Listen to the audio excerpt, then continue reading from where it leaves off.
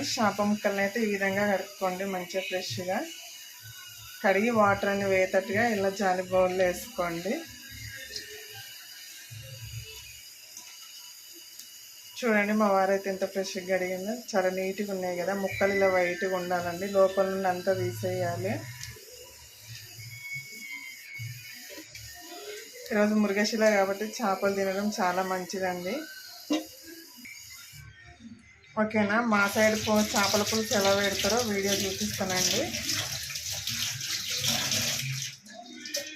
చేపల పులుసు వేయడం కోసం అయితే ఫస్ట్ ముక్కలకు కొద్దిగా కారం, ఉప్పు, కొద్దిగా పసుపు, అల్లం వెల్లుల్లి పేస్ట్ వేసి ఇలా అంతా పీస్లకు కలిపి పక్కన పెట్టుకోండి ఒక 10 నిమిషాలు. ఇలా వేస్తే పులుసులో వేసినప్పుడు ముక్క చప్పగా ఉండకుండా చాలా టేస్టీగా ఉంటుందండి.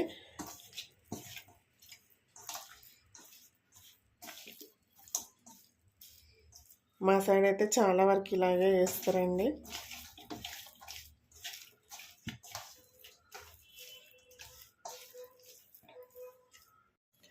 చేపల పులుసులోకి మసాలా కోసం అయితే 1 టీ స్పూన్ ధనియాలు వేసుకోండి.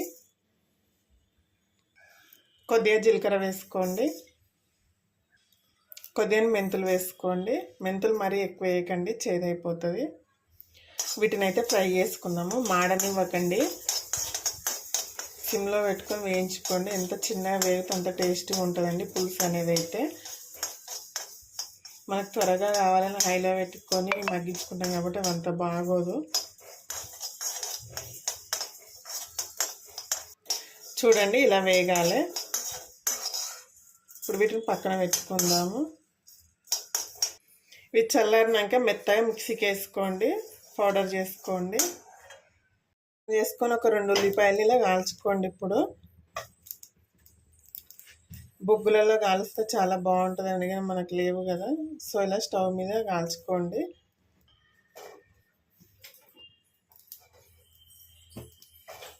ఇలా ఉల్లిపాయ కాల్చి వేయడం వల్ల చాలా టేస్టీగా ఉంటుందండి.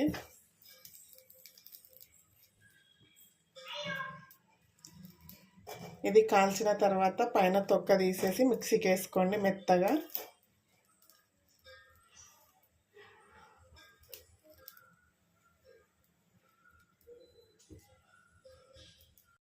చూడండి, ఇలానైతే కాలాలండి. ఇప్పుడు దీన్ని పక్కన పెట్టేసుకుందాము. ఇది చల్లారిన తర్వాత మిక్సీకి వేసుకోండి. చింతపండు నానబెట్టుకొని రసం అనేది తీసుకుందాం. ఇప్పుడు ఒక 10 నిమిషాల ముందే నానబెట్టుకోండి, రసం అనేది మంచిగా వెళ్తుంది. సో ఇప్పుడు రసం తీసేద్దాం మనము. చూడండి, చింతపండు పులుసుని అయితే ఇందులోకి వేసుకుందాం. మనం దేంట్లోనైతే చేపల పులుసు వేసుకుంటామో దాంట్లో వేసుకోండి. ఇలా పెద్దగా ఫ్రీగా ఉంటే చాలా బాగా ఉంటుందండి పులుసు అనేది. చూడండి, చింతపండు రసం అయితే రెడీ అయింది కదా. ఇందులో 1 టీ స్పూన్ కారం వేసుకుందాం. ఇప్పుడు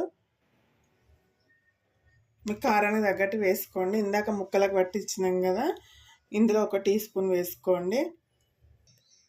కొద్దిగా సాల్ట్ వేసుకోండి, చూసి వేసుకోండి, ముక్కలకు వేసినాం కాబట్టి.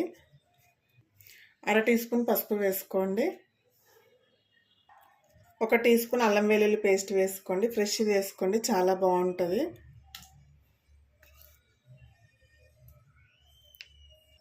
కొద్దిగా కరివేపాకు వేసుకోండి. కట్ చేసిన 2 పచ్చిమిర్చి వేసుకోండి. ఇందాక వేయించి పౌడర్ చేసుకున్నది జీలకర్ర, మెంతులు, ధనియాల పొడి అండి. ఇది మనం ఉల్లిపాయలు కాల్చుకున్నాం కదా, అది మిక్సీకి వేసుకుంది. ఇది ఉల్లిపాయ పేస్ట్ అండి. చాలా బాగుంటుందండి ఇలా కాల్చుకొని చేస్తున్నైతే.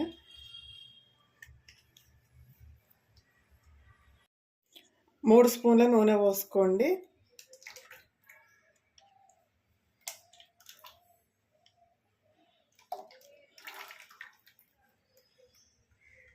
ఇప్పుడు ఇదంతా బాగా కలుపుకోండి ఒకసారి. ఈ ఆనియన్ పేస్ట్, మసాలాలు ఇట్లా అన్నీ పులుసులో ఇలా కలుపుకోండి. అన్నీ వేసేసినామండి, ఇంకేం లేదు ఇందులో వేయాల్సింది.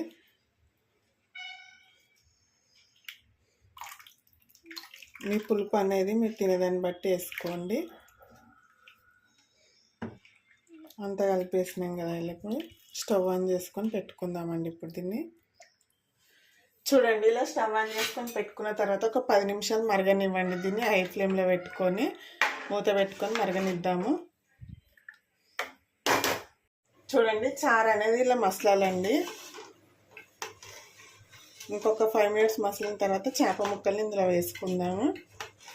మీకు సాల్ట్ సరిపోకపోయినా కారం సరిపోకపోయినా ఇప్పుడు వేసుకోండి.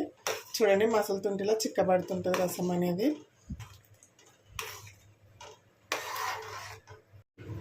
చారు అయితే మసలింది కదండి, ఇందులో చేప ముక్కలు వేసుకుందాము.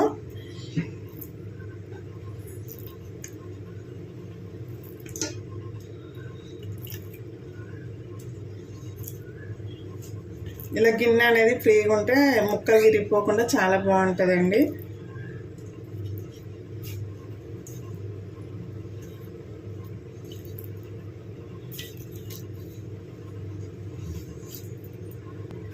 ఇప్పుడు గంట పెట్టి కలపకుండా ఇలా అనుకోండి. ముక్కలన్నిటికీ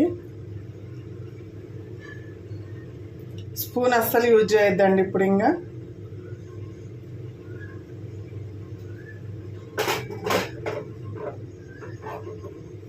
ఓకేనా.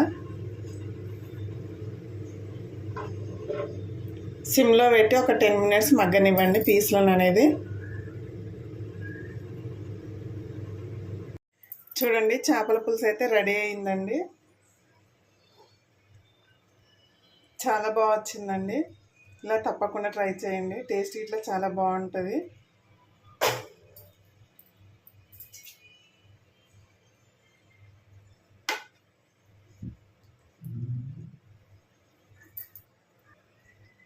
చూడండి పీసులు ఇట్లా చాలా బాగున్నాయి కదా.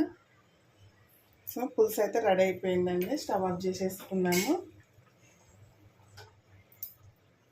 కొద్దిగా కొత్తిమీర వేసుకోండి.